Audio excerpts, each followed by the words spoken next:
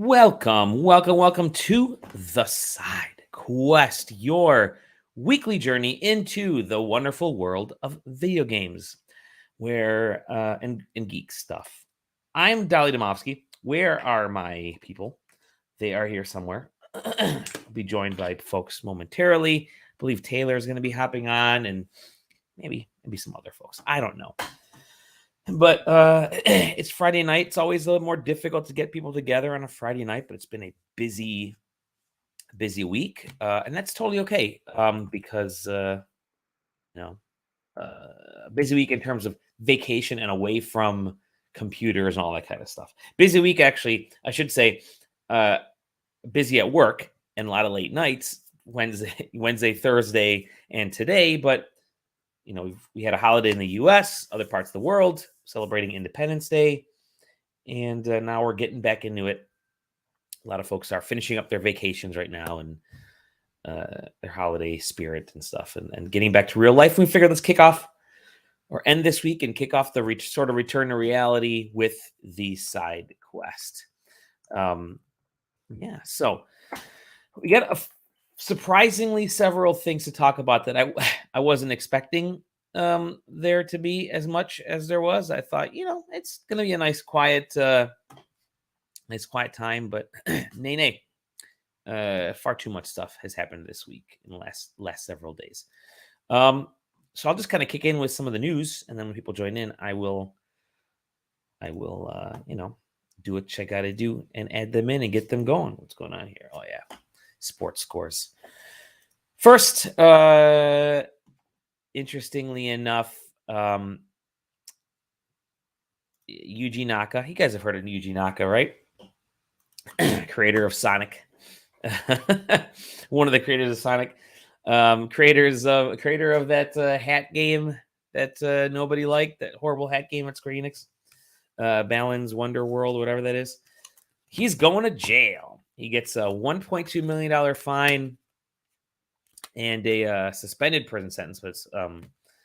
But he's basically got 4 years to follow the terms of the order, pay that off, a bunch of other things. Otherwise, he could go to jail for a couple of years. So, yeah, it's interesting. All the insider trading that he did, buying mobile developers, as Square Enix was doing stuff. And yeah, Billy Hatcher, you know what? You're right. Billy Hatcher was actually a fantastic game. I think it was more than okay. I think it's slightly beloved in some ways. So I think that's in some circles, which I think is okay. That's kind of cool.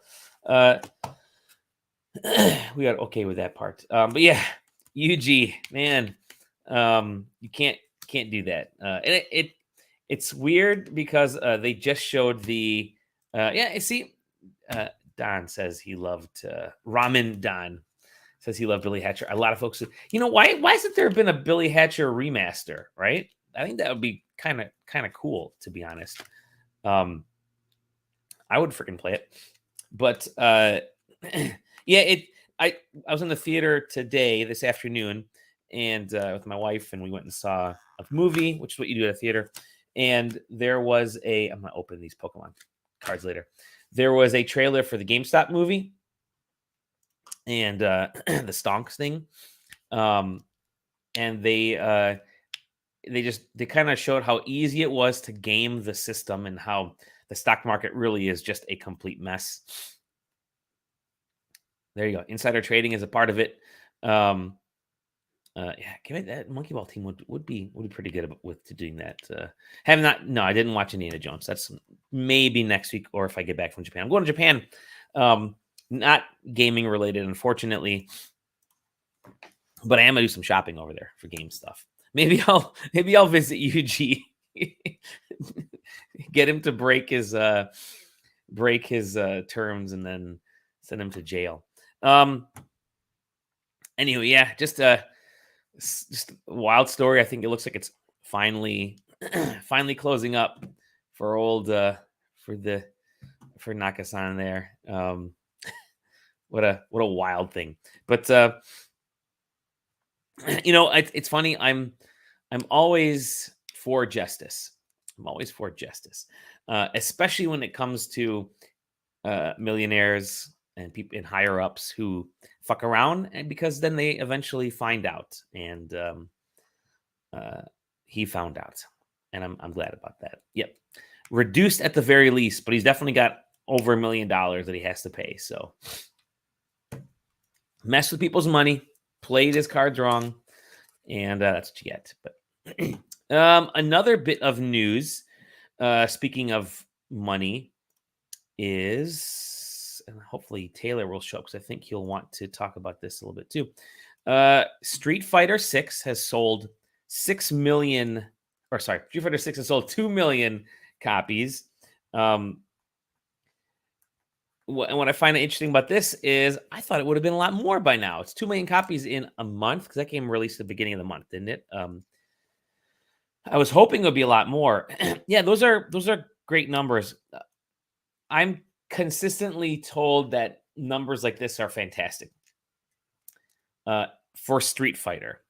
Granted, yeah, they do not. They're constantly selling stuff. It's great for Capcom. I mean, everything they put out. I mean, you had RE4, you got this Monster Hunter stuff.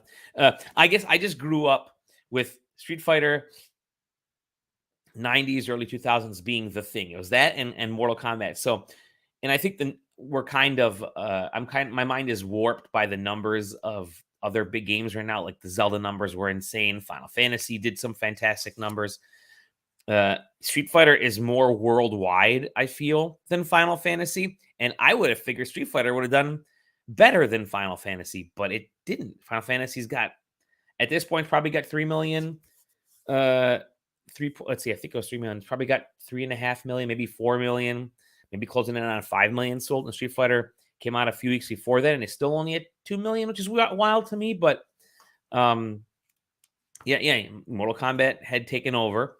Yeah, it's two totally different kinds of fighting games, but you go to any arcade back in the day, God, I guarantee the majority of the folks watching this didn't really have arcades to go to. This is like the 90s, man. Early 90s, mid 90s. Yeah, Mortal Kombat and Street Fighter 6, you would have like two competing sides of the arcade. You also had Killer Instinct back there. You had NFL Blitz and NBA Jam. You had NHL 1. I'll get into some of that stuff actually later on. I got some cool things. But yeah, I think exactly for a fighting game other than Mortal Kombat, which will surpass 2 million. It'll probably surpass like 3 or 4 million in the time that this surpassed 2 million, because Mortal Kombat is weirdly a bigger selling franchise, I guess you could say. Yeah. And then, yeah, NBA Jam and Cruising. Oh, cruising games are awesome. Don, did you ever go to Ramen Don, did you ever go to Lakeside Mall and play arcade games over there? Because that's where I played. They used to have this awesome arcade called Tilt, and tons of freaking arcade games over there. That was my spot to play everything. That's where I get good at arcade. It's fighting games was there. Yeah, Mortal Kombat. It's the COD and the 2K and the Madden folks all go to Mortal Kombat, and Street Fighter 6 was more of the Final Fantasy crowd, right? It was the RPG folks, but yeah. Anyways, yeah, it was called something else, but that's true. Anyways, yeah, I mean, great numbers for Street Fighter 6. I don't think that series. I think Street Fighter 2 was like the top selling one, and that hasn't hit more than like 5 or 6, maybe 10 million total over its lifespan.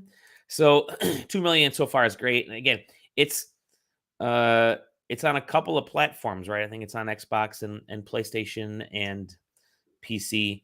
And it's only going to get bigger. I think Street Fighter 6, I mean, it's wildly enough, it's an RPG from what everybody has told me who's played it. They're like, yeah, there are RPG, more than RPG elements, because there's actually like this whole big plot and world and build up your character that's separate from the actual fighting stuff. So yeah, good times. I'm going to get Street Fighter 6. It's on my list.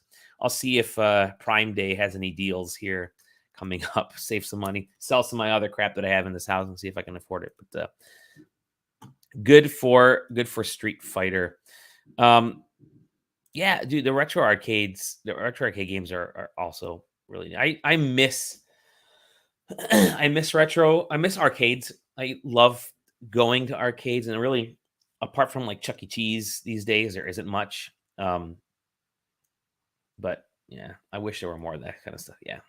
Although there are rumors that, speaking of fighting games, uh, that we may get some Marvel versus Capcom news this year, whether it's Marvel versus Capcom 4 or if it's a remaster edition, like an Ultra edition. Like I think there was the Ultra Street Fighter 2 that came out for the Switch.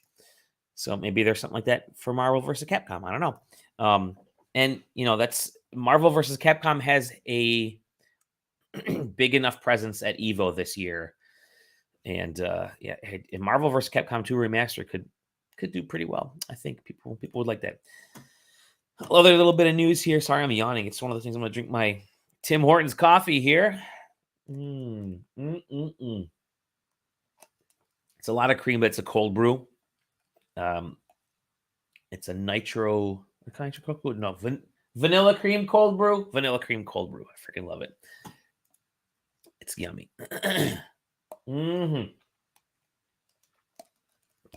Anywho, a couple more little news bites here. Then I'll tell you about some of the stuff that I've been messing around with. Speaking of remasters, apparently Black Flag is getting remastered. Yeah, the pirate one.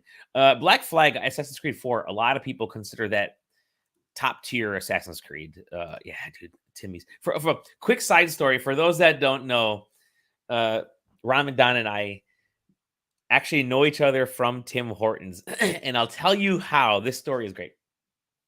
You guys remember Street Pass on a 3DS? Well, I would carry my 3DS with me on the drive to work, and I'd have it in the car. And every once in a while, I would, yeah, I definitely love this story. Every once in a while, I would get like a little green ping on the road or whatever, and I get to the office and I'd open it up in the car and like, find out who, where they are, who it was, whatever. Well, one day I would always stop by this Tim Hortons on the way into work. And because I freaking love Tim Hortons. This is back, I was going every day into the office. This is like, what, 10 years ago, maybe? For all I know, maybe even longer. I have no idea. 8-10 years ago. How long has the 3DS been? Whatever. And so I stopped at the Tim Hortons and I got to the office and I see this green light, as I kind of typically did once a week or so. I'd get the green light and I'm like, oh, I'll open it up. And it's a me character. I'm like, oh, that's of like a dude. And I don't know if Tim Hortons information was on there or not, but I know on my info, for my me, I had for my Street Pass, I had my Twitter handle on there. I was like at and then space Dolly Demofsky, because they didn't want you to list your Twitter handles or any like identifiable stuff on there. They just kind of wanted to leave it funky for the Street Pass stuff, but I left it on there. I'm thinking, oh, I hadn't seen this me before, the Street Pass before, and it kind of looked like that dude that was helping me at Tim Hortons. So kind of hanging out, and later in the day, I get a message from someone. I get a follow and a message from someone. It's like, hey, I got your Street Pass. I'm like, what the F? And I open it and I'm like, I look at the message, I'm chatting. I'm like, oh my God, you're the dude from Tim Hortons. It was so freaking funny. And we got to know each other. Awesome person, awesome human being. He's a great dude. Definitely follow them on whatever website is out right now. What is it? Twitter, Threads, Blue Sky, Mastodon. I don't know what you're on anymore, but yeah, it was real funny. We had it's one of those weird social, you know what? Give it up for Street Pass, the best social media website on the planet. Rest in peace. Nintendo had it. That and Miiverse, they had it because everybody was always nice, and you look forward to meeting people for like you never do that at any other social website. So yeah, rest in peace, Street Pass. Anyways, yeah, I was drinking Tim Hortons. Assassin's Creed Black Flag is being remade. Yeah, they shut it down. Just it was getting good. Yep. Maybe in the next one. Wink. You'll find out later this year. No. This is a great game. It's on every platform. It's in a bunch of collections. I think it came out. It's even out on Switch, which is always weird. I mean, it probably is out on the 3DS for all I know, and like fridges and stuff. But It's a great game. It was the one that got people really into pirates again, because like the pirate trend had sort of like waves of the ocean. The pirate trend was in a dip. Black Flag comes out, and whoop, all of a sudden, pirates everywhere. They actually made a sequel to Black Flag called Assassin's Creed Rogue. That was uh back when it was like right around the time the Xbox One came out, and I think Syndicate or Unity or whatever was published for it, and it came out really bad. Was it Unity? I think it was. Um, and then they published it and they promoted that one, but then they kind of snuck Rogue out like a month or two later. Didn't really tell people about it. Yeah, it was Games with Gold. Yep. Didn't really tell too many people about it, and it kind of went we kind of swept it under the rug. But Rogue is actually really good too. It takes some of the characters from Black Flag and Assassin's Creed 3 and all that kind of stuff and links things together. But anyways, it's really weird times right now. I think somebody posted there are 11 Assassin's Creed games in development. I think probably at any one time. Yeah, they were. And it's cool. I don't. Valhalla was great. It was just massive. And then they got the new one coming out now. They had Odyssey before Valhalla. Mirage is coming out this year, which is sort of the retro bump. I think I would have loved to see, if they were going to remake any game, remake that first one, because I think it needs it to kind of bring it up to speed with the rest of the Assassin's Creed games. It was the one that kind of kicked it off. And just call it Assassin's Creed. But they're remaking this, and then they're remaking that they had their Prince of Persia remake, and there's like other stuff. We're in such a remake happy point right now that I'd love to see just focus on original things, but I don't know. Black Flag's great, but I don't think it needs to be remade. Like, what are you gonna? It still looks good. It still functions really well. You don't become the number 1 or number 2 Assassin's Creed game if even today people still love it if it didn't function as well. So I don't know. I don't think you need to do a 10-year-old game, but they did it with what was it? Last of Us Part 1. They remade that. So yeah. Whatever. Yep. Yeah, it's the original. I mean, maybe, I don't know.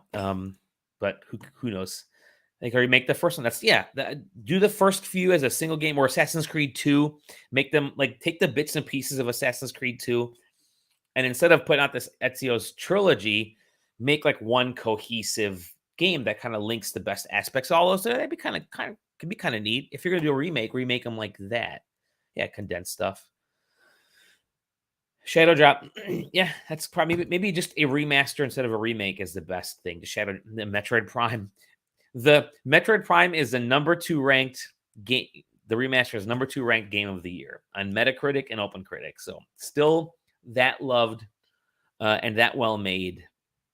Did not sell very well, unfortunately. I think it's struggling to break a little bit over 1 million units, which is kind of a bummer because it's a fantastic game. But anyways, Assassin's Creed Black Flag. Oh my, I can't talk today. I need more Tim Hortons. Yeah, Metroid Prime is so freaking good. It is so good. If there's any remake that you buy this year, I would suggest Metroid Prime over Dead Space, over some of the other ones, because Metroid Prime it's such a fantastic game that still holds up. I mean, everything was fantastic. The fighting was the battling was fantastic. The gameplay mechanics, the traversal, the puzzle, everything was so good. The plot, it was still one of the best games I've ever played. So yeah, multiplayer, man, I could see them releasing a free multiplayer, not that Blitzball thing they did, but a free multiplayer Metroid Prime thing could be kind of interesting. But fortunately, you have Splatoon. That's kind of all of Nintendo's like multiplayer shooter stuff right now. By the way, I love Splatoon. Splatoon's fantastic. It's one of my favorite series. It's one of the best shooter series, to be honest. But yeah, I don't know. I don't know what it would do. It's really sort of a Western audience, but who knows? Other news. Let me get the other news, which is okay. This is a couple little more. I don't want to say serious things, but serious-er things, and that's Daedalic Entertainment. They are closing their development department. So Lord of the Rings Gollum was so bad for them that they decided, it's not worth developing our own games anymore. Let's just become a straight, flat out publisher. And I don't know if that's indicative of what's happening in just it's not indicative of the game industry, because there are tons of great games being published. Look at this year. Just that Gollum game, that Lord of the Rings stuff is so hard to gauge, and getting the right teams on there is so difficult. And that license is a mess. It really is. By the way, I love the Amazon show, but now they're talking about remaking the movies again, which is like, God, you don't need to. It's just such a mess of an IP. And it sunk Daedalic, which is just wild to me, because Daedalic has had some pretty strong games and some pretty decent games in the past, which I don't say strong, but decent in the past. But it's just not enough to, when you get absolutely demolished with Gollum, and you keep trying, because they actually had they had an orc game a few years back, which was really bad, I think, as well, a sneaky orc game. But yeah, so whatever. Yeah, you know what? Here's the Game Boy Advance RPGs, that PS2 action game. Did you guys know that there was a turn-based Final Fantasy style, I think it was for PS1, Lord of the Rings game, which nobody talks about? And then there was an actual Lord of the Rings, I think, Lord of the Rings Online was really well done. There have been some great Lord of the Rings games, but nothing apart from the was it Avalanche that made those Shadows of Mordor and Shadow or whatever. Those are the last good ones, I feel. Yeah, not even the Lego ones are not great, but yeah, I have the Third Age. That's what it was, the Third Age. Yeah. But it's just you don't build games around Gollum or orcs like Daedalic did. It's a tough day. But yeah, here I got another one. This is actually, let's go on to some better news. This is, I find this interesting. The legal documents for, of course, there's a whole Microsoft Activision thing going on right now. Still trying to figure it out. And we're supposed to find out within this week. I think they need to know by the 20th, or even before then, at the end of next week, that decision has to come in from the FTC if they're going to approve it or let it go forward to the next steps or something. If it doesn't pass this week, by the way, there are still opportunities. It's just a delayed process is all this is doing. It's not, again, I still think it's fully going to happen. It's just what's all the legalese going to come out of this. But what I found kind of interesting was this one, in that that one of the documents had Microsoft saying that there's a here it is right here. Microsoft is expecting a PlayStation 5 Slim to pop up this year. You don't want it to happen. Yeah. Oh no, I agree with it. Yeah, I personally don't want exclusivity like that. Because look what happened with Bethesda. Starfield was going to be more focused as a PS5 game. I think that was the news that came out. And then when Microsoft found out, they said we've got to buy Bethesda. I think that was part of the news last week. Was they saw that and they're like, no, we got to buy Bethesda, because that cannot happen. Because if it is, it might be over for big RPGs like that on Xbox. Because remember, Microsoft initially had Mass Effect, strictly like the first Mass Effect was an exclusive, and then it kind of opened up years later as a series. But Imagine losing Starfield, which was being developed on PlayStation hardware. Anyways, yeah, PlayStation Slim, which that had sort of leaked. I know the Insider Gaming folks have been talking about it over there, that it would be a Slim with an attachment for a basically digital only Slim, and you'd have the attachment for a disk drive. And really, what that is it the PS5 digital? Yeah, it's digital only. Uh, Sort of uh, taking both of those SKUs and ramming them together. So the PS5 digital and PS5 becoming one product. I think it's a smart idea. Sony, like Microsoft and like Nintendo, really want you to go digital, buy all the products digitally. It saves them money um, because they don't have to produce physical discs and physical games anymore, and then leave the. That's why you're seeing more and more games, more and more collector's editions appearing right now without the game. Or if it is a game, it's a digital only game, right? They want to push the collector's edition so you can buy all the swag, and then maybe you'll get a code. Like, was it God of War? Didn't even have the game. It was just the God of War collector's edition because they figured you're gonna like stuff, so maybe you'll get it.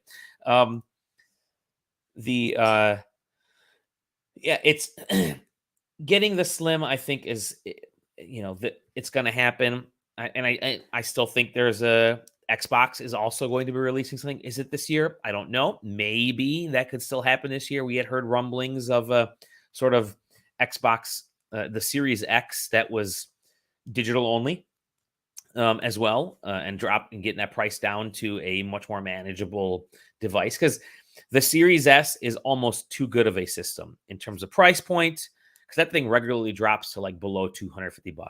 So, and it's digital only, which Microsoft likes, but developers don't, because developers have to make a down-ported version of a game that they really want to show off on the Series X.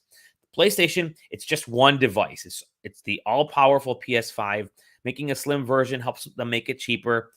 I don't know what the price is going to be. They're saying it could be $399 as well. I think that's what this article says.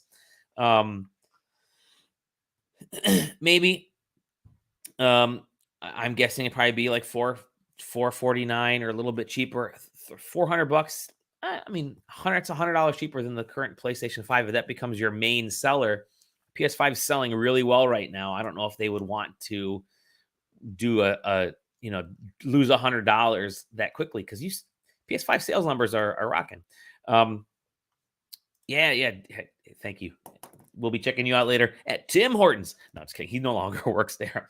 But a Slim is great. Going digital is the direction. Yeah, I don't believe in the price cut either. I think if they do, it'll be like a $50 price cut. Drop it $50. Say this is the next PlayStation. You're saving money, and if you really want a disc drive, it'll be $100. You can probably get the $100 disc drive. Or what might likely happen is that maybe, depending on the connector they have in the back, if it's not a proprietary connector, if it's like USB or something, I could see third parties developing disk drives as well. So why not? But yeah, digital is the future, and that actually kind of leads me a little bit into briefly with Nintendo. I love making the Switch 2 predictions every year or every episode because they're just fun. But I firmly believe one of Nintendo's selling point, and nobody's on the podcast with me right now, so I can say whatever the hell I want. But I think what Nintendo's going to do is they're going to say all your digital games transfer over, or the majority will transfer over to the new Switch 2. But cartridge games won't be as easy to transfer over. So, granted, the majority of the Switch games I have are digital, but still, I have Zelda as a. I keep hitting this thing. Zelda as a cartridge version. I have my Mario games as cartridge versions and that kind of stuff. But I think only your digital library will transfer over. I think I don't want to say you may need to rebuy that stuff, but I wouldn't be surprised if you have to get, like, if the next Switch is digital only or use a different type of card, and you may need an adapter or something to get your old Switch cards to run on that thing. So who knows? I can see Nintendo pulling that. Anyways, yeah, there you go. PS5 Slim, uh, I kind of feel like it's more prediction than anything else because, again, Sony's doing great right now with the PS5. They don't need to put a Slim out there. They definitely don't need a Pro because it's just way too early, and games are just now finally starting to come out in cadence. They finally stopped producing for the PS4 internally at Sony. That was the big step. That means you don't need to do the PS5 Pro versions. Now you can focus all your time and effort on the PS5 and make the best versions of those PS5 games before you say, hey, by the way, we got a PS5 Pro coming out. That's going to be better, but who knows? And one last thing, speaking of Xbox, this one I thought was actually kind of interesting.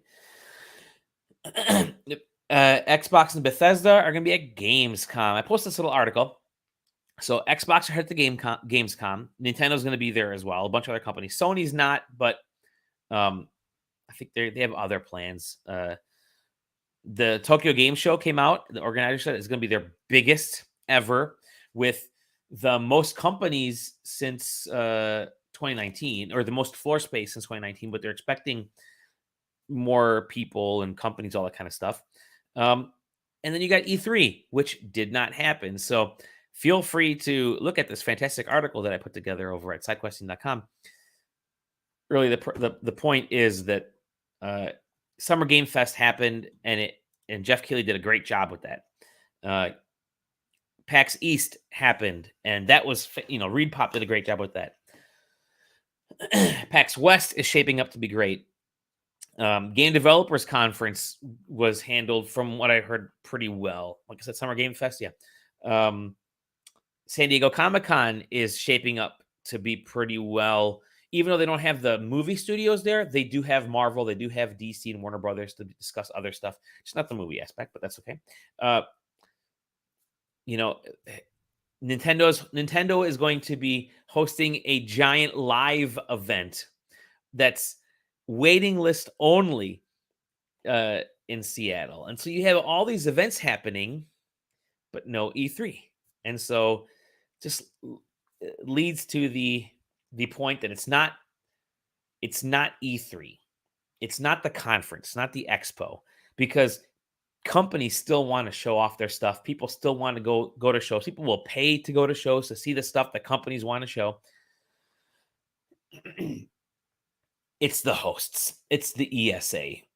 And the ESA has just flubbed whatever E3 was. Game Fest came in, and Jeff Keighley did an awesome job with that. In fact, I think I have ideas, Jeff. I know you're listening.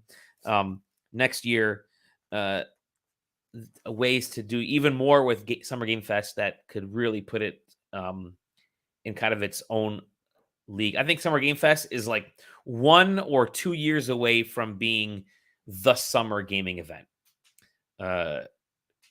It'll never be the scale of E3. It's not trying to, because it's really focusing on media and not business. And that's kind of what is doing really good. What's really good about that? That's where I think E3 needs to understand what it needs to be. I think E3 needs to refocus and say, okay, Summer Game Fest is eating our lunch. Jeff Keighley's doing everything, really well with organizing the media aspect. I was in LA, and what I noticed was that the FaceTime between people is still so freaking valuable. Those bumping into someone in a hallway, or at a bar, or a hotel lobby bar, which is what we did a lot, at an after party or something. Those types of events, those types of happenings are really important. Game Fest is nice, but it doesn't quite fulfill that, because it's not really designed to do that kind of thing.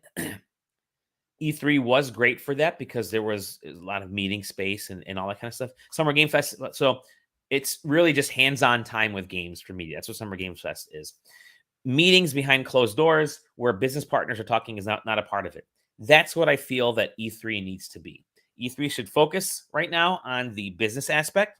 Let Summer Game Fest handle the media stuff for now, or sign some deal with Jeff Keighley. I know the ESA does not want to do it, and maybe Jeff doesn't want to do it, especially, but you both kind of need to. If Game Fest is ever going to become what it needs to be, because as I mentioned last week, they're running out of space at the cost that they're looking at.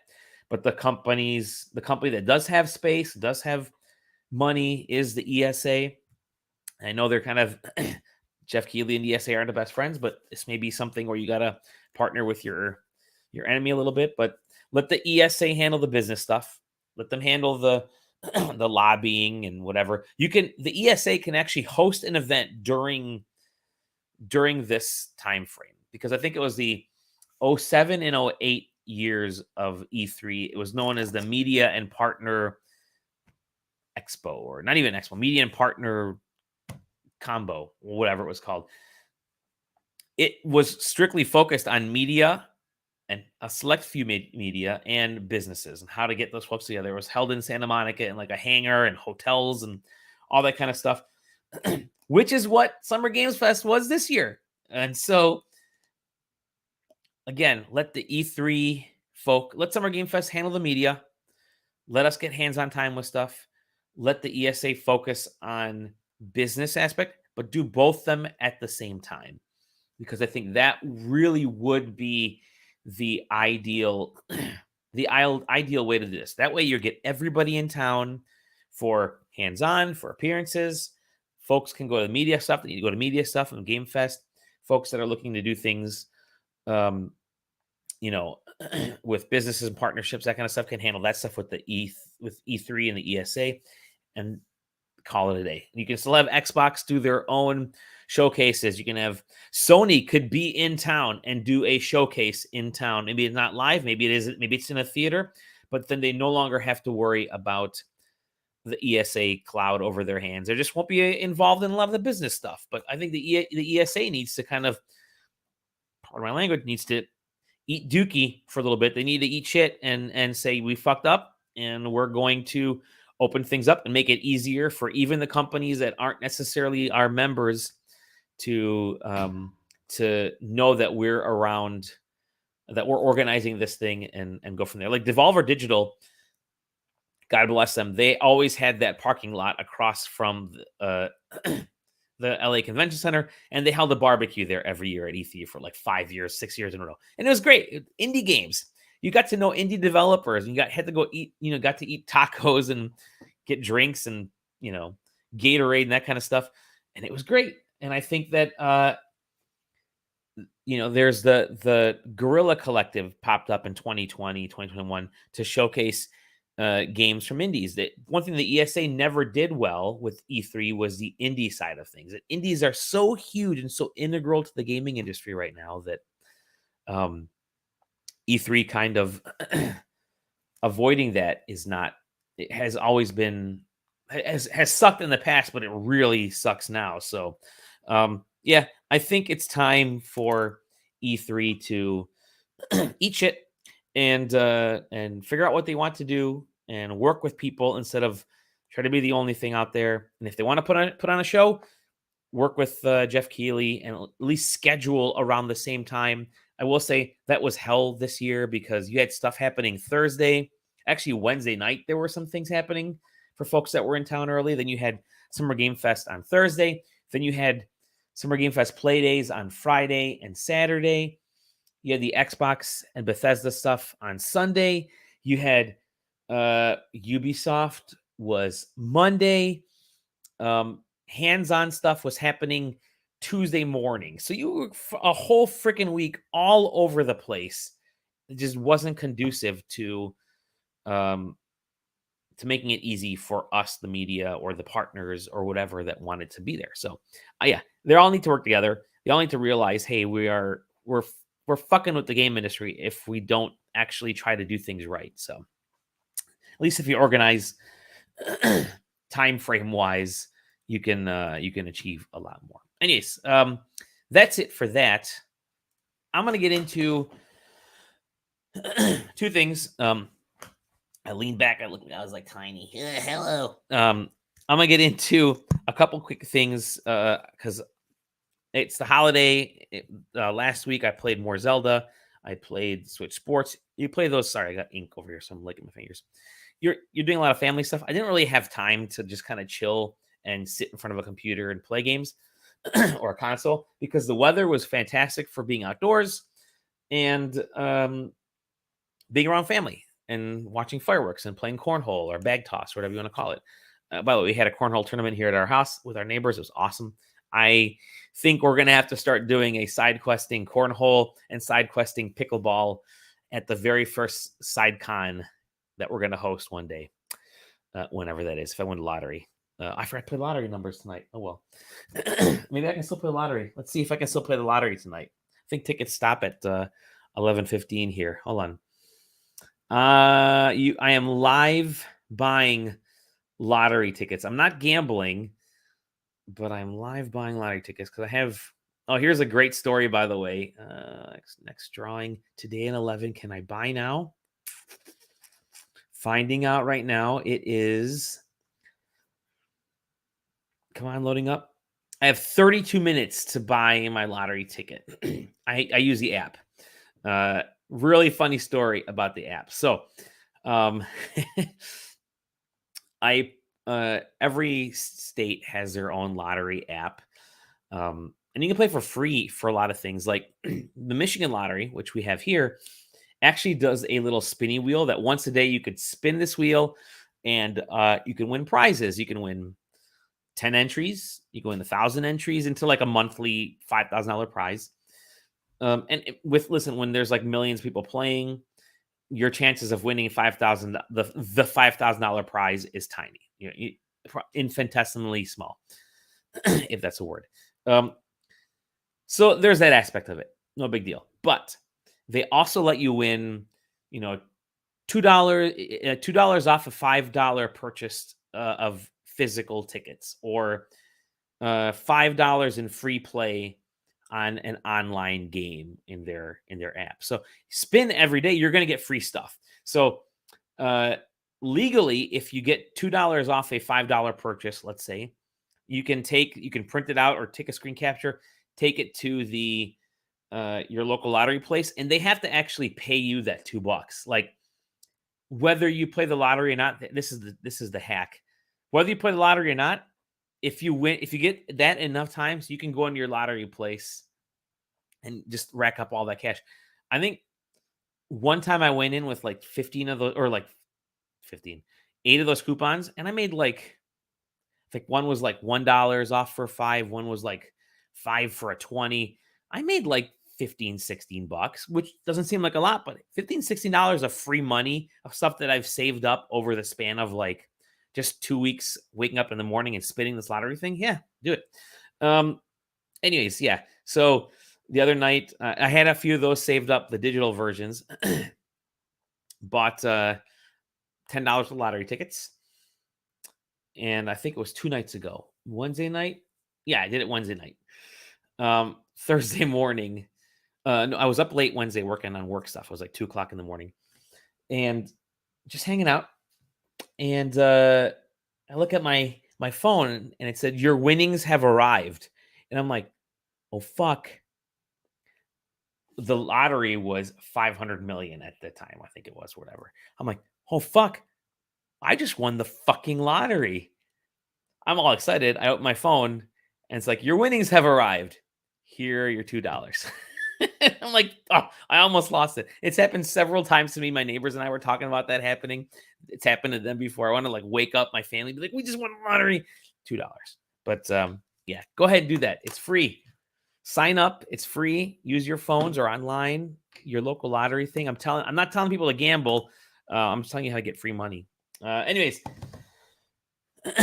speaking of gambling, no, just kidding. There's no gambling. A couple things that I did want to talk about. One was, while I was at Summer Game Fest, I got to preview. Now the embargo went up for this last Friday, I think it was, but we had missed, because I think we recorded the day or two before. We recorded like Wednesday or Thursday, or maybe it was Friday. I don't even remember. Didn't have a chance to talk about this, but I can talk about it now.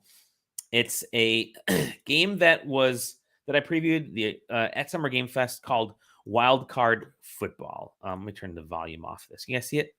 Yeah. So, Saber Interactive and Playground Games is like their like sports subsidiary. They did the NBA 2K Playground games, so there are two of those games, and they're sort of a cross between the NBA Jam and somewhat simulation like Madden games. So it's not exactly fully NBA Jam. It's not full Madden simulation.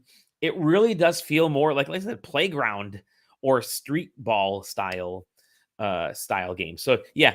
So Playland says the models look funky. That's the point. The models are meant to look funky.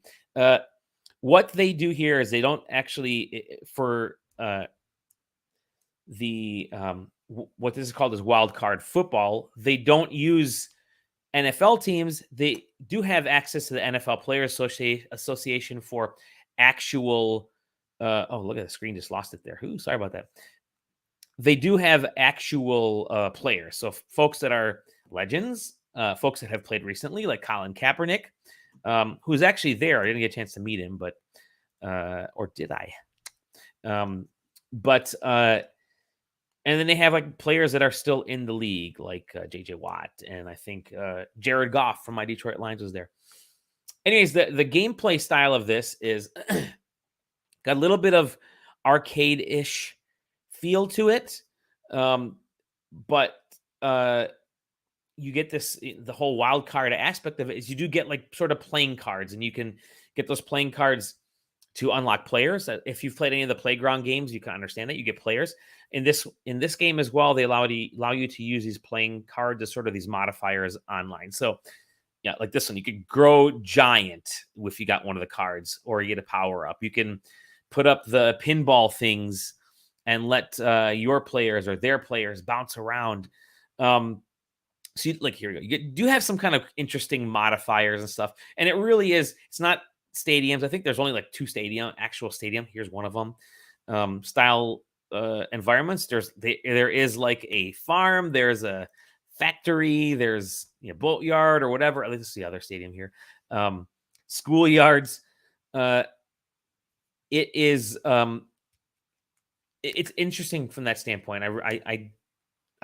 I fully enjoyed those NBA Playground games for what they were. I mean, they're not the fastest, they're not the most arcadey. It's not trying to be NBA Jam.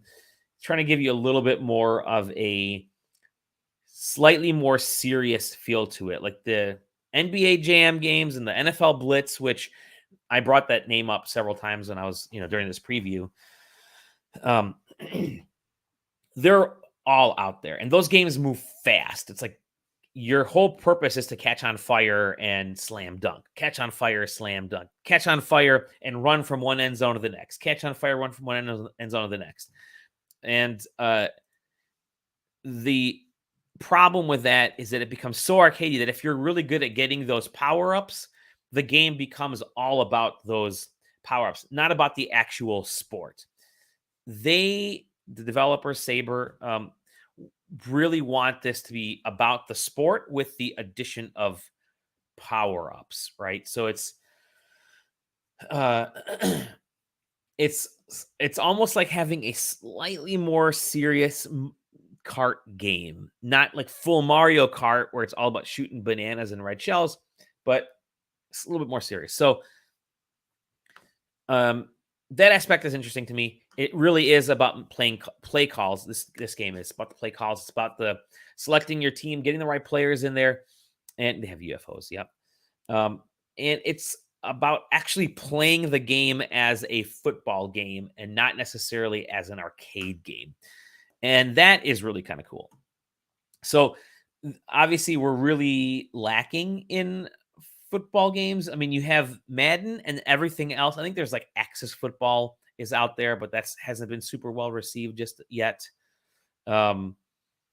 There are and everything else is like a Tecmo Bowl style game, which is that's neither here nor there, right? Tecmo Bowl is great if you like just classic retro style games. So we're lacking in football games, and there's like there's like Warhammer ones or whatever, Blood Bowl.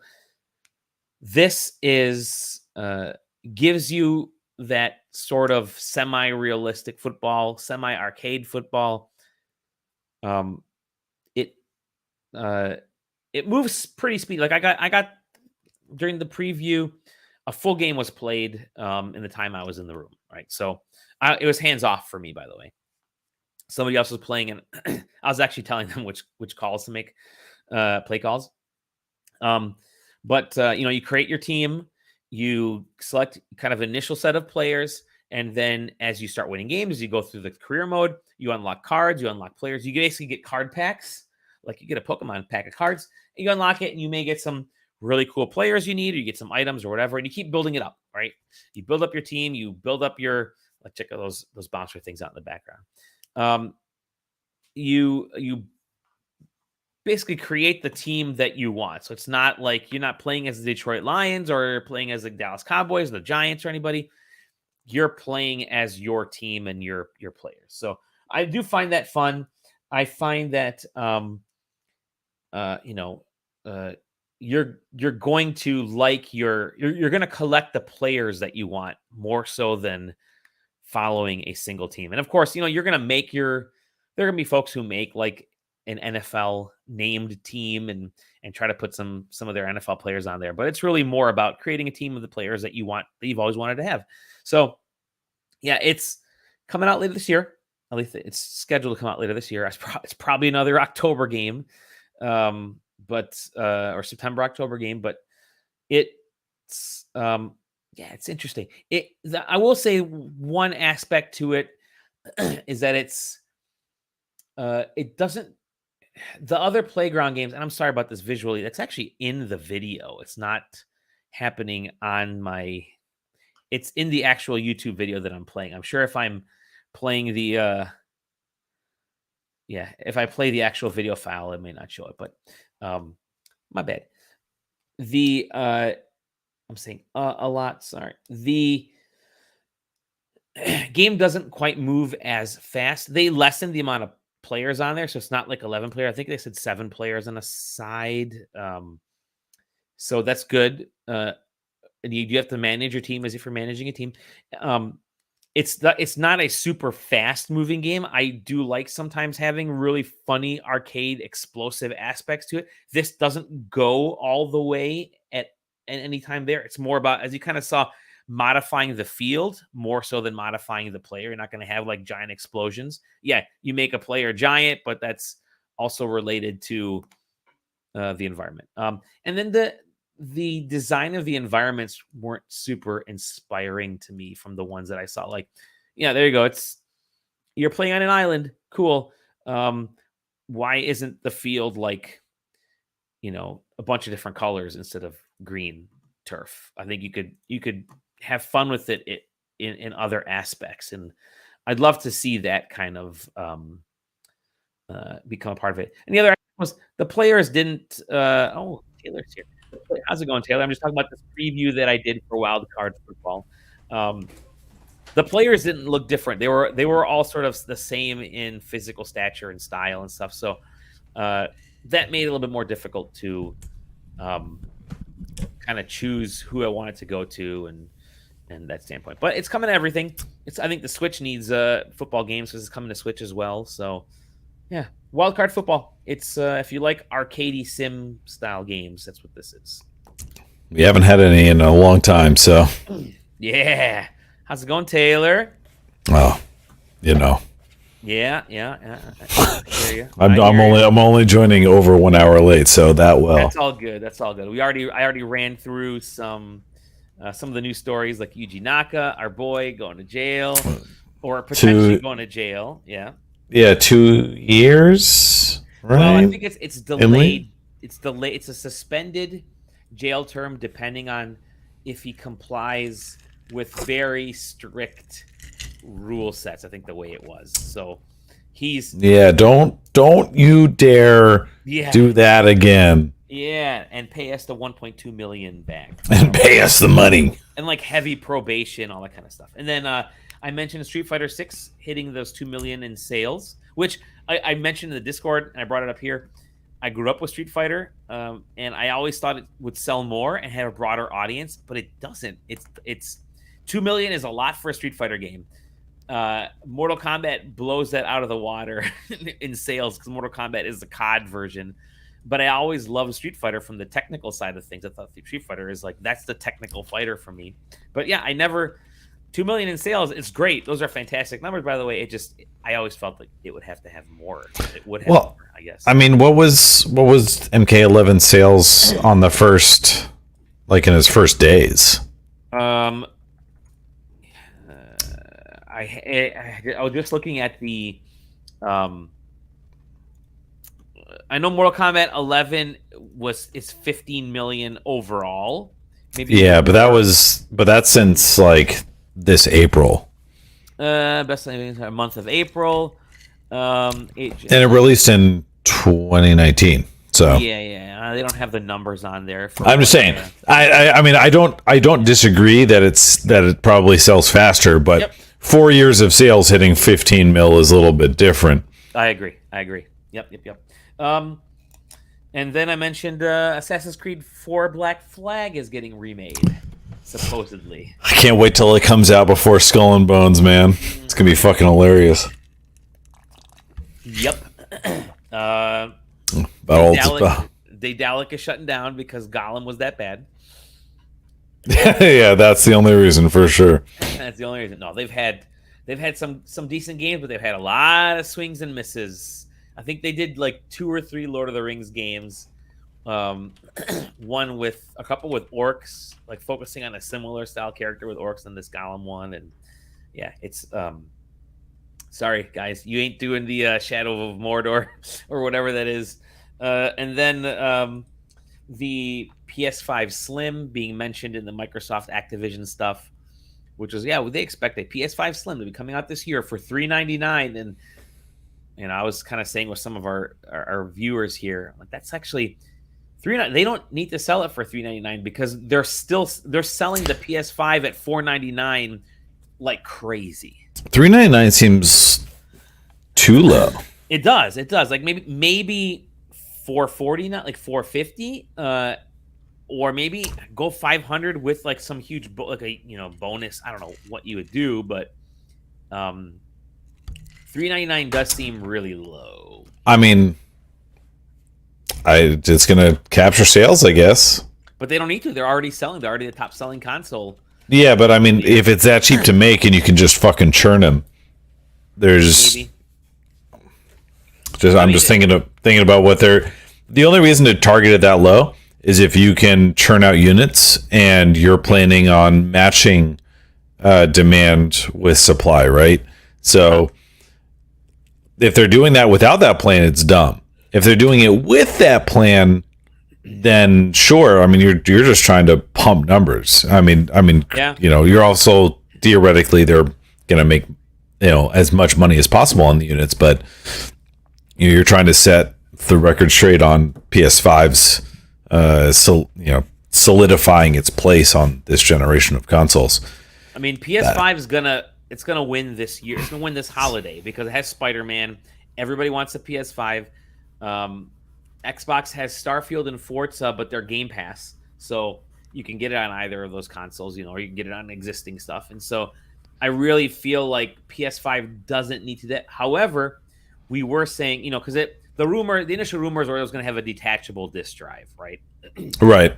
The goal was going to have a detachable disk drive, and I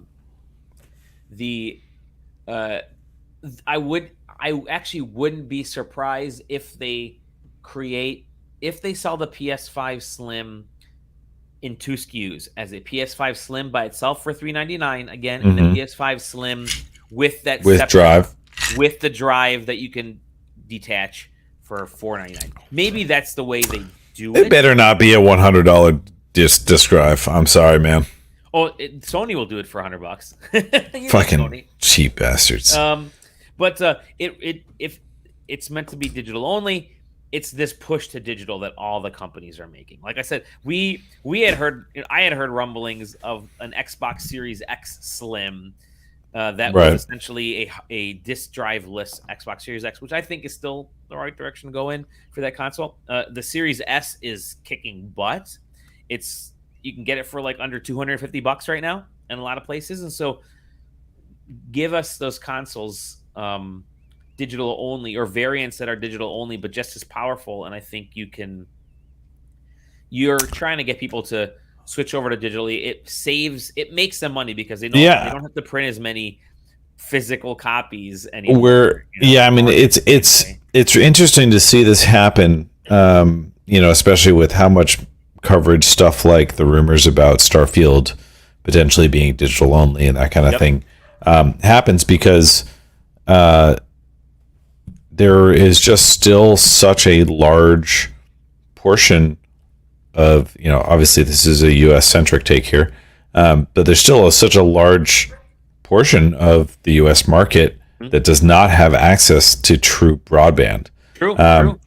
And 4G and 5G modems are kind of changing that a little bit, where cell access is way outpaced home broadband, especially DSL. So that's kind of filling in some of the gaps, but like there's still like millions of people without access to true broadband, where digital only just isn't really feasible. And so it's kind of crazy that we're talking about the play for digital only. Yeah, no, I agree. It is. It's just going to be real interesting because I looked at stuff like there are no more midnight launches for games. I think they stopped doing that. So GameStop doesn't make any money from them anymore. So it's like, there's not enough people. There's not enough people, so the physical stuff from that aspect isn't as important. But yes, I think maybe that's where they say you can still buy it physically. We really want to push you to digital. Imagine if you don't have good broadband and you're going to download Starfield, which is that's like several hundred gigs. Right. I mean, you're talking about like 80 gigs minimum, 150 gigs max.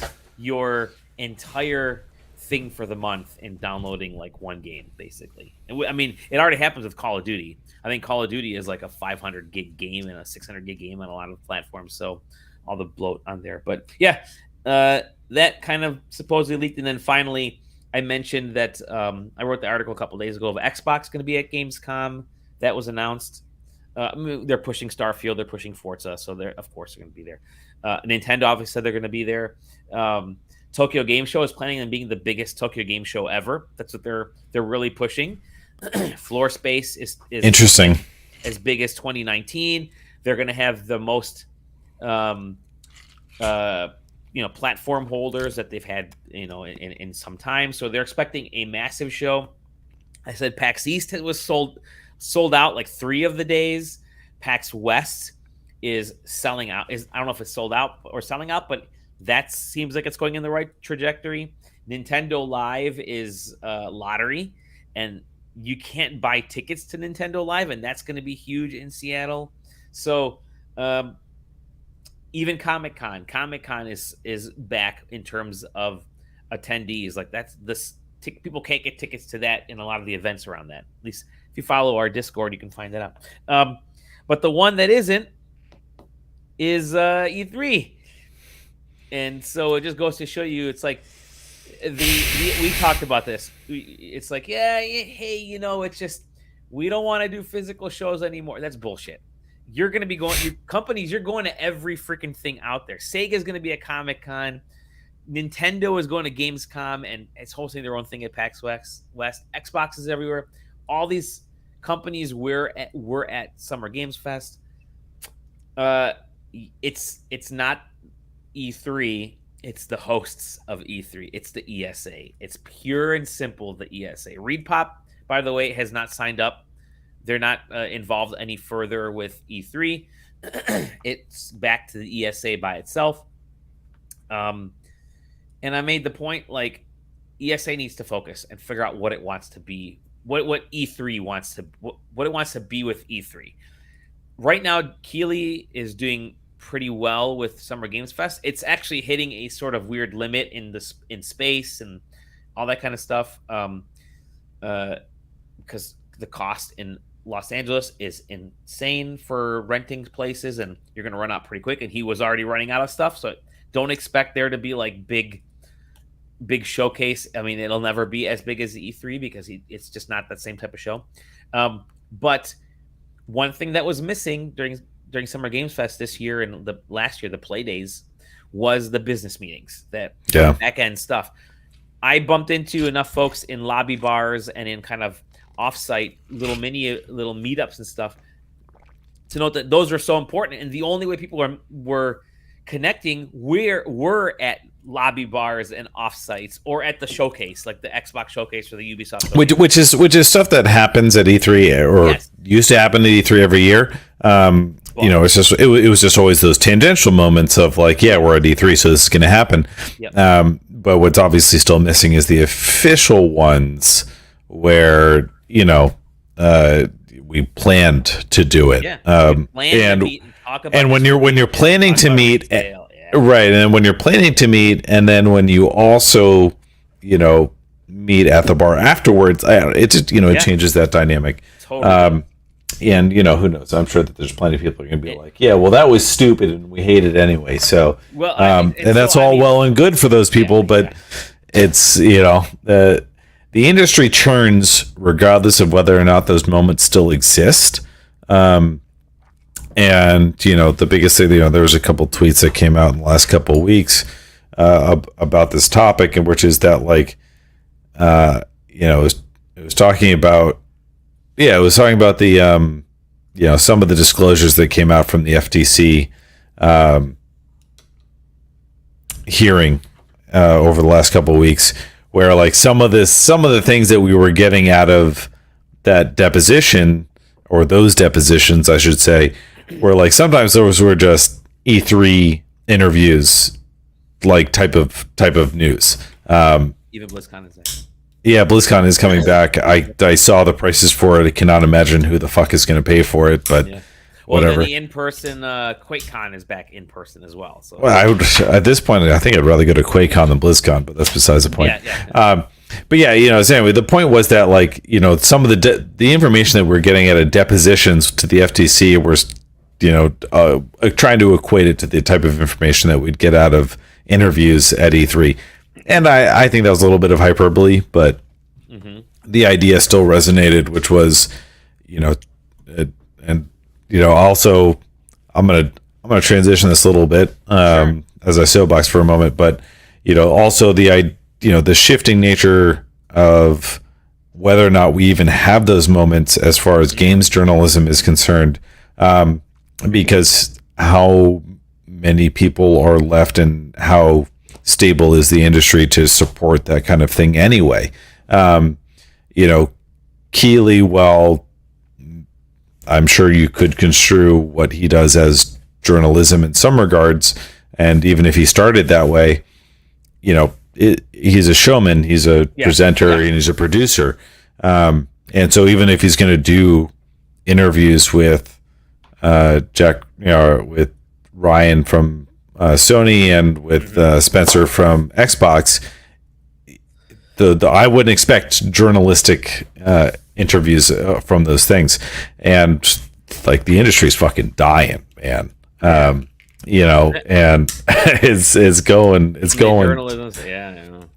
the journalism side. The vast majority of the people that are successful have separate kind of personality based approaches. We saw it with Waypoint from Vice going down, and the people that survive are the ones that are big enough to support themselves on Patreon and shit like that. So even if E3 comes back and we look at it from the lens of let's get the true information, like who's gonna fucking ask it? Who's left? I guess IGN's still out there, but I don't really expect. Once you've reached the lowest common denominator, do you really expect the hard-hitting journalism to come from it? I personally don't. So, without giant mergers and acquisitions getting challenged by the FTC and the Federal Trade Commission, are we ever gonna get true hard-hitting journalism again? Maybe not. Well, it's what's interesting to me. I do totally agree with you about that. Is that I from being at Game Fests and I wasn't officially a part of Summer Game Fest. I was like tangentially around that area and went to like events around that area. But Summer Game Fest is media. It's not press. Right. It's media. They had it's all the fun parts of media, right? It's the fun stuff. It's the hands-on stuff. It's talking to devs. It's like the booths at PAX East, but speaking to developers on individual games. Now we love doing that at PAX East. But now imagine instead of an indie booth, you have like Yuji Naka showing Sonic Superstars. But you know what I'm saying? It's more extra hands-on. It's the preview event stuff. I think that aspect of Summer Games Fest is fine, and that's all that Jeff Keighley seems to want to do with that. Let it just be about getting the media and like reporters hands-on time with the games, and that's it. Now, the business stuff still needs to take place somewhere, right? Whether it happens in a bar, you don't want it to happen in the bar because you're not actually setting up an actual spot. The ESA needs to refocus E3. I would suggest, if I was the person doing this, I would say, and I mentioned this earlier, they got to eat shit and buck up and say, hey, Jeff, let's plan things around the same time frame. We're going to book a bunch of hotels. We're going to book a bunch of meeting rooms at hotels. We're going to book space. They no longer have the LA Convention Center. So what? They were without the LA Convention Center in the past several times. They can do it again.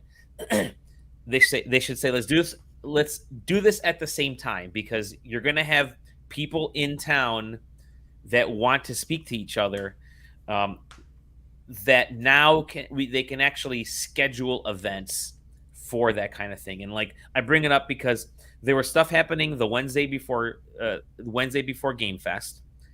Folks were in town either setting up or I think there was very light hands-on stuff that was happening on that Wednesday. Thursday was Summer Game Fest proper. You had the showcase. You had there's a YouTube party afterwards. Friday and Saturday were hands-on mostly for media at the Play Days. Sunday was the Xbox event with hands-on there, completely separate thing in a different part. Then you had like stuff going on that night. You had Ubisoft on Monday in a different place. You had Square Enix on that Sunday, I think as well. So, and then there was even stuff happening Tuesday. Again, all these things are kind of happening in different pockets, and it was over a week. And we know how tight finances are right now. Trying to get folks to come in for a week where they're really only seeing one, maybe two things per day doesn't work right now. You're going to spend a ton of money for somebody to see one or two games or one or two projects. You want to have that condensed. You want these companies to work together. let the business stuff happen and the media stuff happen at the same time, and say, guys, we have to work together. It's important for the industry from a retail standpoint, from a partnership standpoint, from a media standpoint. Jeff, you handle this stuff. We're not going to fuck with you. Jeff, let us handle this stuff. Don't fuck with us, and let's fuck it up for now. Yeah, and the biggest problem is that I don't see that happening. No, I don't see it either. Yeah, I don't see it. Yeah, exactly. Like, how do you? I think Jeff went a little too hard on picking his battles, because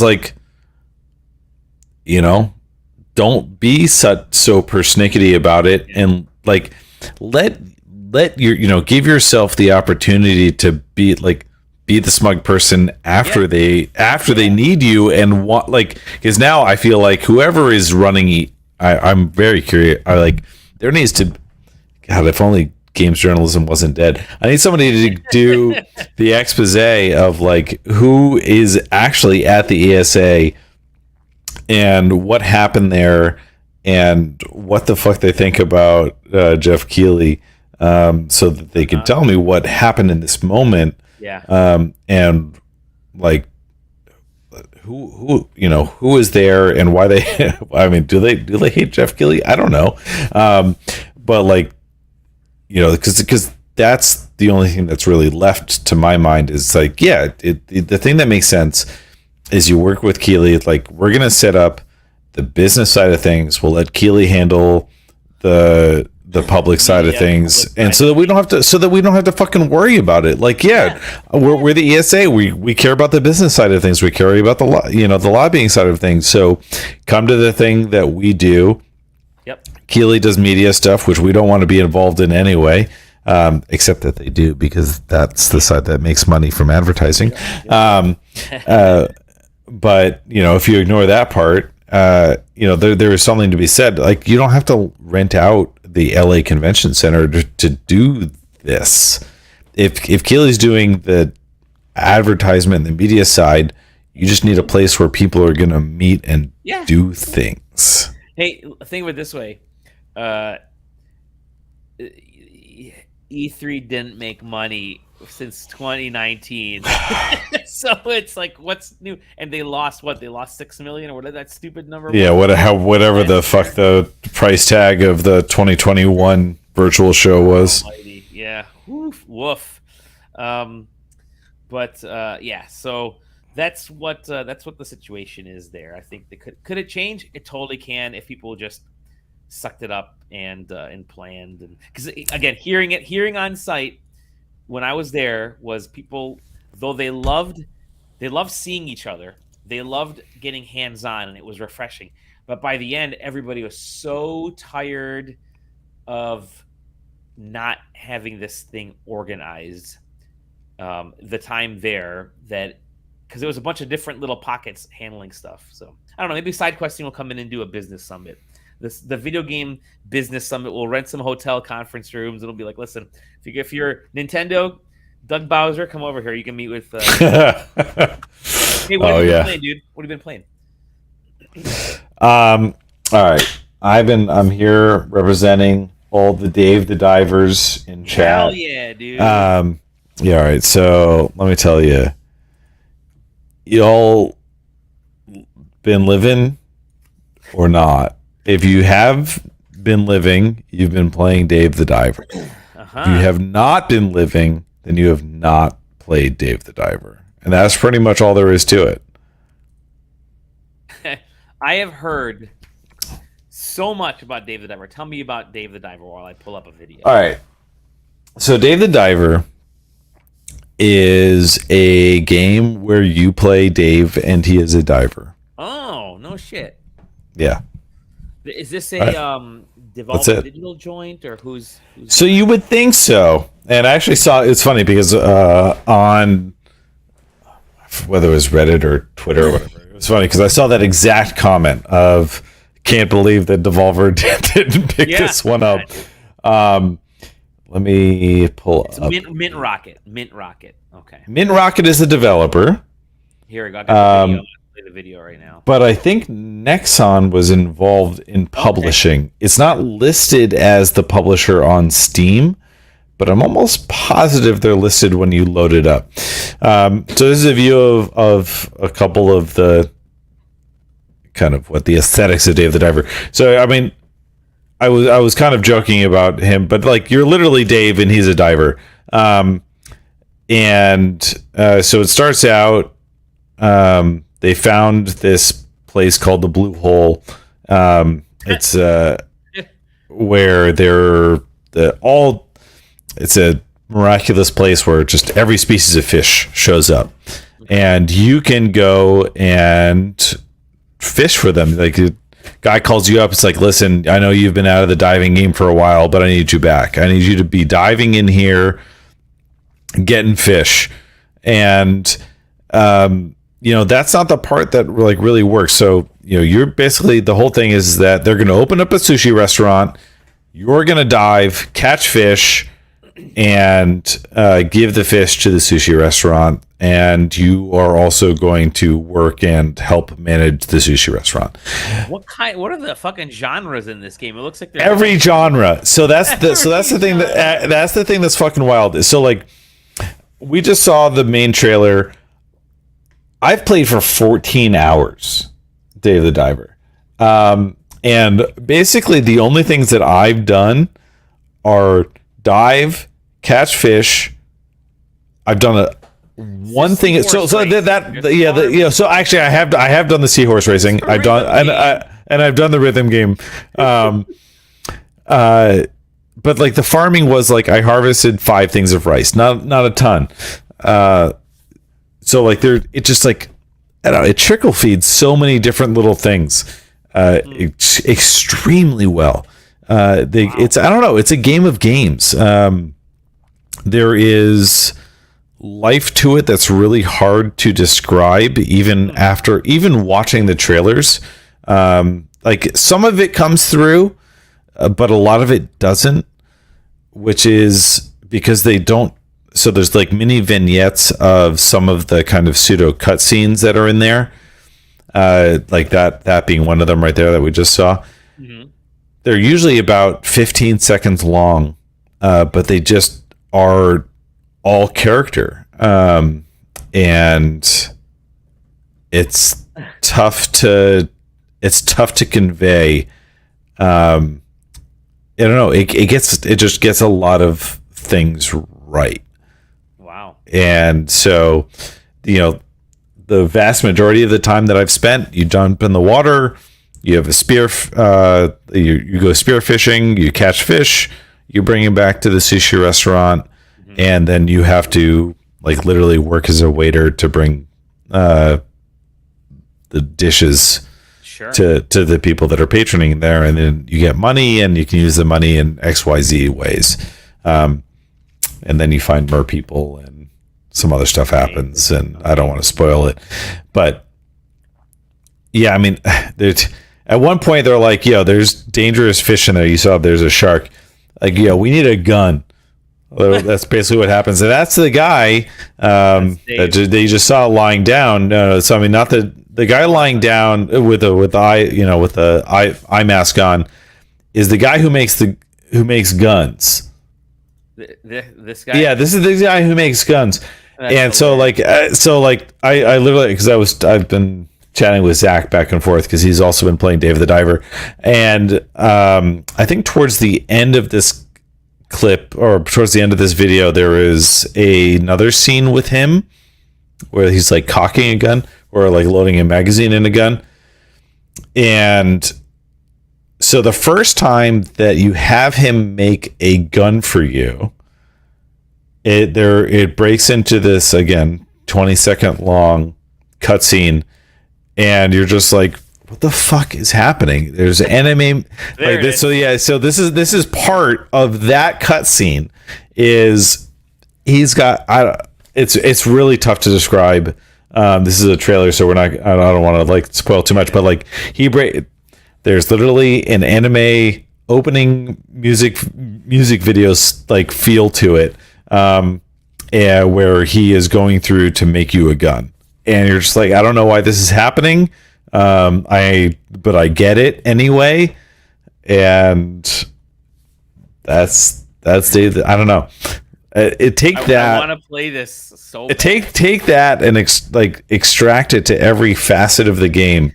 Like every time that you learn a new recipe, that's Bacho, the chef of the sushi restaurant, and so if you learn a new recipe, boom, there's a cutscene where like he's, so again in the trailer, like he's unsheathing the knife, the chef knife slowly, except that then again there's 15 more seconds where he's like gonna cut fish, or he cuts a cherry blossom in half, and like stupid shit like that, but it's great. Like all of it is like, like I said, it's a game of game. All of it is to the fun of experiencing and playing it. All the good parts of what a video game should be. That's it. Just this scene, dude. And that's me right now. Yeah, I'm about there too. Oops. Let me get this here. Get that guy. There we go. Yeah, buddy. It's going to be in my background right there. But yeah, Dave the Diver is excellent. Wait, 6 more months or 5 more months or whatever. That one, very, very good chance that Dave the Diver is showing up on the Game of the Year show, most likely. Yeah, but screen capping everything, baby. Other than that, Personally, I've been getting into pickleball. Dally, I know you're a I big. just mentioned it. Did you on the really? show. I said we're gonna start side questing cornhole and pickleball leagues at the very first SideCon. Tell me how you're doing in pickleball, dude. Yes. All right, so I grew up not like playing racket sports, but my parents both played it and spent a lot of time with it. So they quote unquote wasted their money paying, like trying to teach me to do it too. But so I played a game called paddle tennis or platform tennis, which is a mostly winter sport or like fall to winter sport, but it shares a lot of similarities with pickleball. And so I actually planned on trying to do pickleball 3 years ago in the spring of 2020. I don't know if anybody recalls what happened that spring. Never heard what happened. No. Yeah. So I had signed up, planned to pay for doing pickleball clinic for my local town. Nice. That shit got shut down. So fast forward 3.5 years, here we are. And so I've been doing pickleball for 3 weeks. But anyway, so I have some solid background. I've got decent fundamentals. I'll probably be decent at it. But over in the back room there, where the mysterious door leads, the void. The void. It's a tile floor, and I've got to 8 feet wide or so. So I put some masking tape 3 feet high. That's 36 inches is the height of a pickleball net. 7 feet off the wall is where the kitchen line is, or where the net line is for pickleball. And so sometimes I'll just take the pickleball racket out and I'll just hit against the wall. Nice. And does your family hate you every time it goes bam, boom, bam? No, because I wait till they're all gone. Nice. That's my trick. But the other thing is that I picked up a VHS DVD combo for the CRT, and this is a Toshiba unit. It actually has component, so not composite. It has red, green, blue. Nice. Output goes into the CRT. My wife was a really big X-Files fan, and so we have the whole box set. And so I've just been throwing in X-Files DVDs and lo and behold, it's crazy when they made a media that was meant to be shown on a CRT TV, how good it looks. But X-Files DVDs look insane on a CRT TV. So usually I get through maybe 3/4 of an episode a day, just hitting pickleball against the wall. That's awesome. That's my story. I bought an LG DVD VCR combo, but mine is a DVD burner VCR combo. So I can actually take the VCR, I can take the VHS and burn them into a DVD. Which is great because we still have so many old VHS from like weddings and like family events. Thankfully, I record the big ass. My dad had like the news camera style. Sure. Yeah, but I mean my parents had a JVC. The JVC, yeah, remember JVC? Yeah. Yeah, so I got to get back, and I have mine sitting in one of the other rooms here. Nice, that's cool. Very cool, dude. Pickleball. Yeah, that was the only thing I was going to mention. Yeah, I'm already waiting. Monday night is my clinic day, so don't bug me. Yeah, we ain't podcasting Mondays. Don't worry. No, I got to find a pickleball clinic locally so I can train up. But yeah. Like I'm gonna either be on my team or lose. Those are your two options. I will say this. So we got our cornhole league going for the neighborhood. It started last year. So I'm gonna give you this fun input here. It started last year with cornhole, and we had you choose a teammate. We played doubles, right? Okay. Seemed like a great idea. We left it kind of open. It's like you play against another team whenever anybody's available. You just had to play every team once. So you just, hey, are you free today? No, you free tomorrow? Yeah, okay, we'll play you tomorrow. Seemed like a cool idea. And then at the end of the year, you would just rack up all the wins and just do sort of a tournament of the top teams.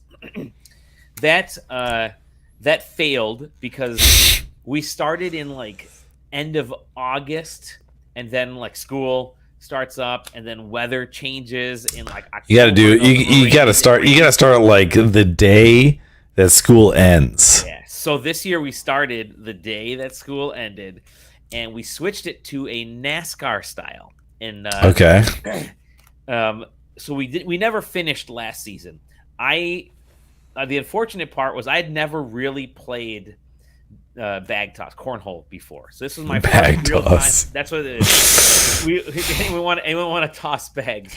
That's our group text message. So I was already kind of crappy from that standpoint. My teammate, she was also we drew names out of a hat. She was also very crappy, and I'm not telling you said that. Did not win. Oh, she's fine. We joked about it. We did not win a match last year. This year, the way we have it set up, NASCAR style, is it's no longer about playing everybody. Now it is you pair up every time. Okay, we'll send a text message out. Who's available to play on Saturday? All right, we got 7 people available. Okay, cool. You show up, you draw names, pair up that way, and then you play a double elimination. The top team gets 100 points per person. The second place team gets 50 points per person. And then you add up your individual points because you're switching teammates every time you play. And then we actually have Grand Slam tournaments, which are worth like 200 points for the winners and like 100 for second place. So it's kind of cool that now it's like I was paired up with good players twice, and I ended up winning a bunch of matches. And now my confidence level, it's funny because my confidence level is up, and now I'm learning how to, like, I've gotten good at playing, and I'm actually ranked in like the top 5 now of all of us. There's only 6 of us. No, of like all like 12 or 13 of us, I'm in the top 5, so that's really cool for me. Okay. I've never really played, and we got a long season ahead of us. And then we have there's actually a Grand Slam tournament happening on Monday, but I got a customer call at that same time Monday night, so I can't make it. So I'm kind of bummed, unless I can get out of the meeting early. Definitely doubting your dedication to the bag tossing. Yeah, but again, it's just if you happen to miss a tournament, no problem. Make it up by winning the next tournament or going far enough in the next couple tournaments to get points. So even if you miss 1 or 2 tournaments, you're not out of it at all. So it's kind of a cool thing. But we had it at our house here, and whoever hosts at their house, they get to implement their house rules. One person's really interesting rule system was,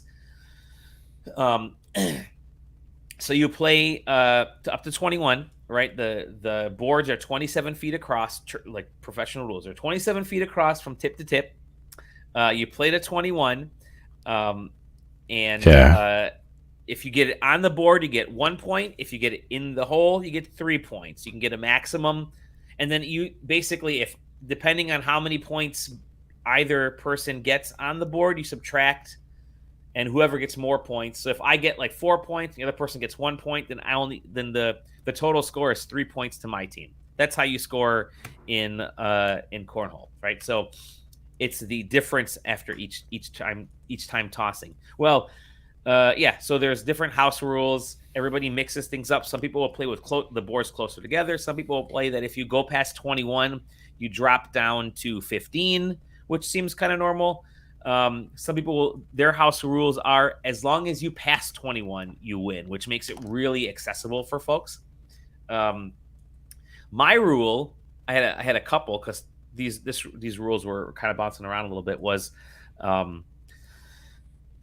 bounces are okay. So if you bounce on the grass and it lands on the board, you get the points for that. You don't actually have to land it on the board. Okay. And it's a whole different strategy at that point, because now you're thinking,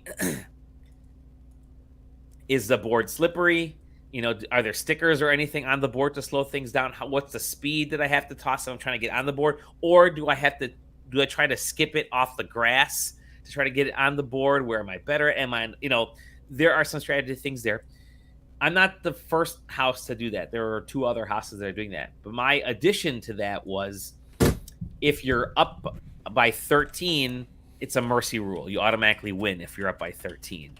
And the reason being is that the maximum amount of points you can get in one whole session, right, between two people right there, is 12 points. So you can get, you drop it in the hole 4 times. The person doesn't get anything. You get a 12 points. Well, you can make up 12 points very quickly in one. If you're behind by like 15, you can make up 12 like that.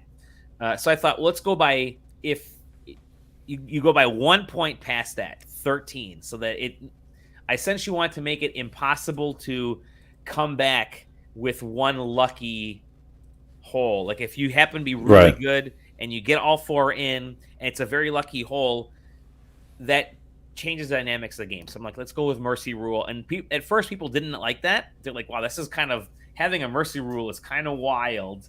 But then as we played, we realized, like, I think 5 or 6 of the games ended because of the mercy rule, which I think we had like 13 games total with double elimination. But that really did speed up the tournaments, because we started at 7 o'clock, we ended at like 8:30, and everybody had a blast.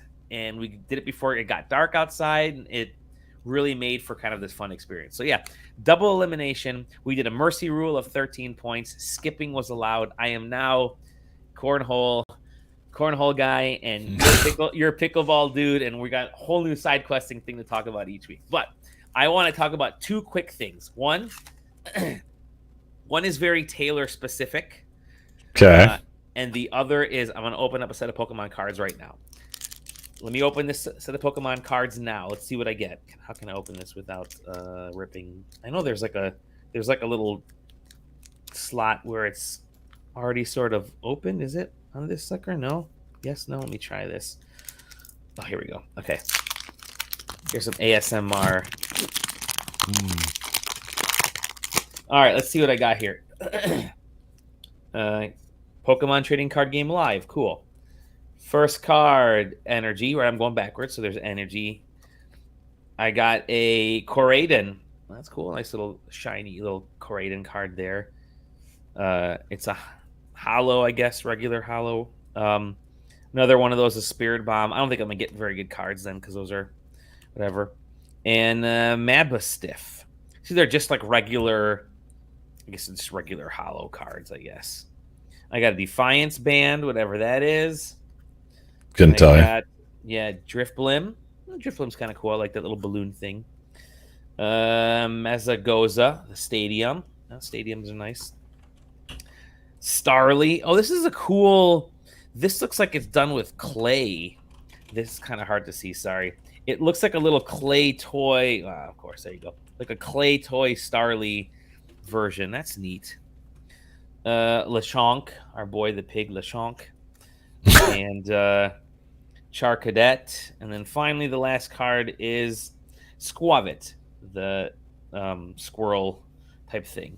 But so there you go, Pokemon cards. I might open up a pack a week. It's always kind of fun to do that. The one thing I want to talk specifically to Taylor is that we used to have these plants in our house, and they were trying to figure out which of those cards they are. We used to have these plants at our house years ago at my parents' house. They had it for like 15 plus years, 20 years. And there were these purple leafy plants that had these big spiky burrs on them. But they looked almost like little mini purple palm trees. And we had no idea. The burr seeds would fall, and we'd save them, and we'd plant them the next season. And you get these beautiful plants, and they grow quick. Well, we haven't, we kind of lost track of them. We didn't plant them for...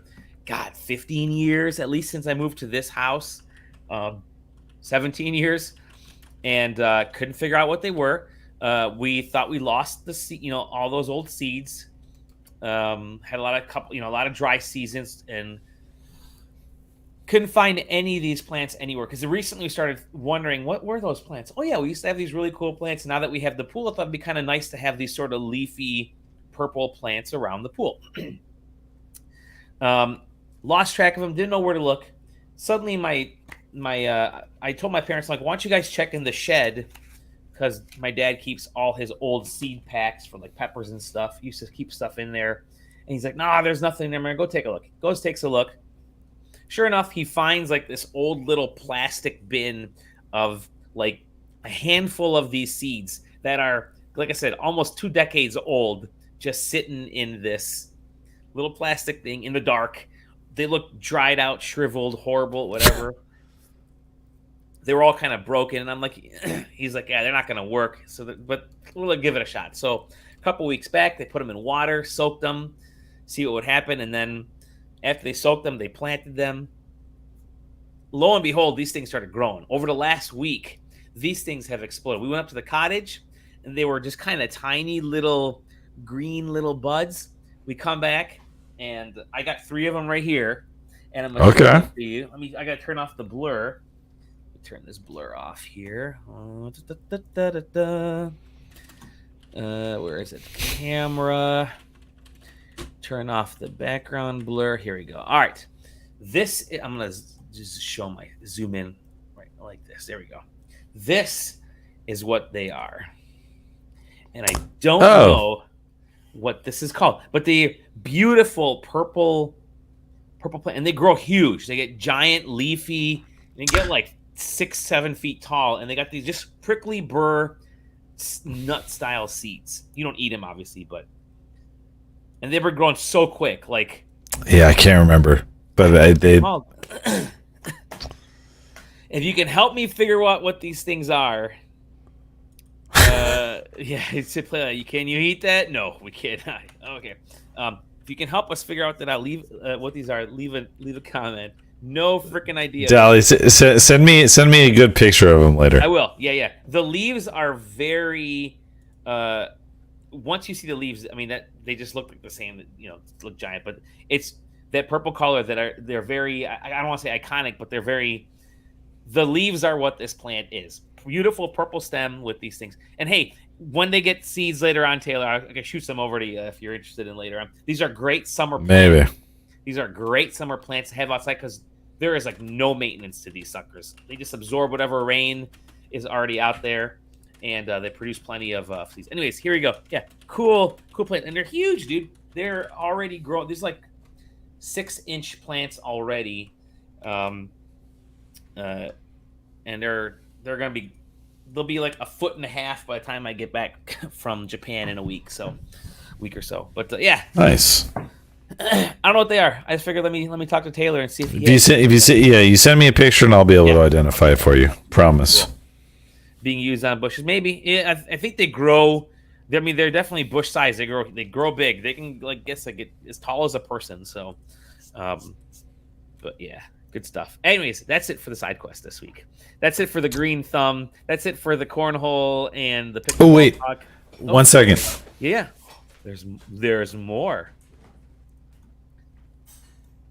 I do want to thank everybody for joining us this week. A lot of cool folks chatting in the comments. It's always good. I let these on probably about 1 month too long. Oh, there you go, dude. Yeah. These are Macedonian chili peppers, approximately 2 months ripe, give or take. Beautiful. Yeah, they will. Yeah. They're coming in speedy, aren't they? Like you're getting like good. So the biggest issue is that pollinators have been lacking. Oh, really? The weather has been rough. So, but tomatoes are coming in, and I'll have pictures of those probably in. Maybe 6 or 8 weeks. We'll see how long it takes. Nice. Yeah. I have my tomato plant is ginormous right now. I've got tomatoes growing. Big changes over the last 3 weeks. Yep. Same. Yep. I agree. Big changes. Yeah. And I got my pepper plant. I don't have any peppers in because I put it in so late. But I will say this: I thought I had little seed packs. I had 2 tomato plants that I planted out there before realizing, wow, I have space for more. I could plant one more. So I planted a few more seeds of the big giant Macedonian beefsteak style heirloom tomatoes. And then I bought some cherry tomatoes. I figured I'd like to have some cherry tomatoes as well because they're perfect for like just kind of. Where'd you plant them? Oh, I built a so I built a garden box in the backyard in a new little, Okay. plot of land that I had, just like a little triangular corner, and I planted the original set of tomatoes and peppers and cukes and stuff way back in like end of February, beginning of March. So my problem was because I was waiting to put them in this garden plot that I had, my garden box, that I kept them in the pots and they didn't grow big enough yet. Right? Yeah, So it stops them. It stops them from growing. So finally got that sucker done like Memorial weekend, or right around that time, first week of June or so. Got that box done, put the plants in there, and they were kind of slow in growing because they were still kind of getting accustomed to it. And then, of course, the last like 2-3 weeks, they've just massive exploded. I've had to prune the tomato plant nonstop. The tip, Taylor probably knows it, but a tip for everybody else, if you're seeing a tomato plant, and I'm going to show you guys right now. If this is your branch from a tomato plant, and you got another little branch or root growing. They call them suckers. Yeah, clip one off. Clip that little guy off because they will take down. I have an heirloom cherry and I haven't clipped any suckers, so wish me luck.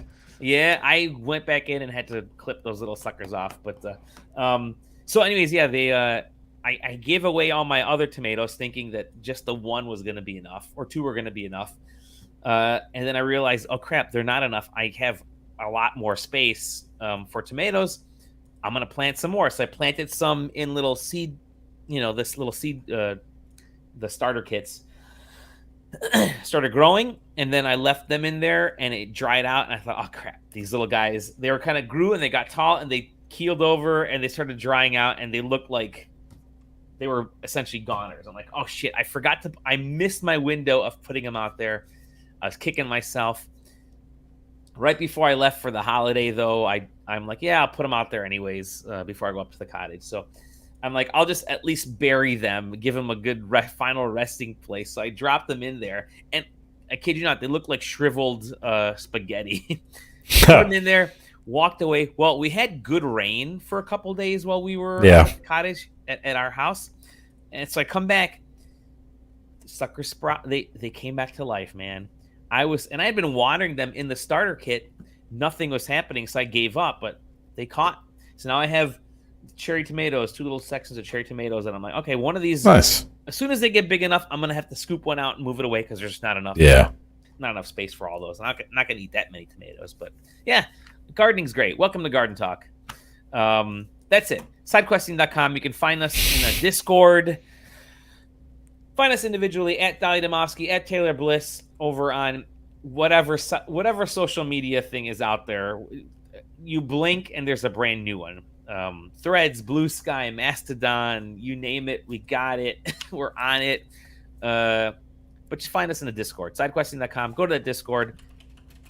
Chat with us. There's a lot of stuff happening with Comic-Con in there. A lot of new folks have logged on. And that's really cool to see. And I got the Comic-Con party list is up and it's kicking, and pretty soon we're going to have that PAX West party list going because people are already asking me about that. It's time. Thank you for saving our summer traffic because there's no E3 party list. With that said, you could visit us. I already mentioned where you can find us. We love you guys. We'll see you in the next episode of The Side Quest.